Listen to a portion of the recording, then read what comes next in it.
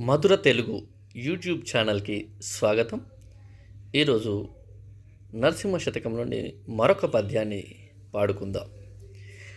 తల్లి గర్భము నుండి ధనము తేడెవ్వడు, వెళ్ళిపోయేడినాడు వెంటరాదు.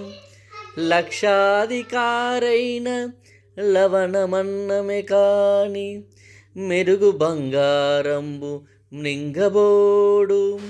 విత్తమార్జన చేసి విర్రవీగుటె కాని, కూడబెట్టిన సొమ్ము కుడువబోడు. పొందుగా మరుగైన భూమి లోపల పెట్టి, దాన ధర్మము లేక దాచి తుదకు దొంగల కిత్తురో దొరల కవునో.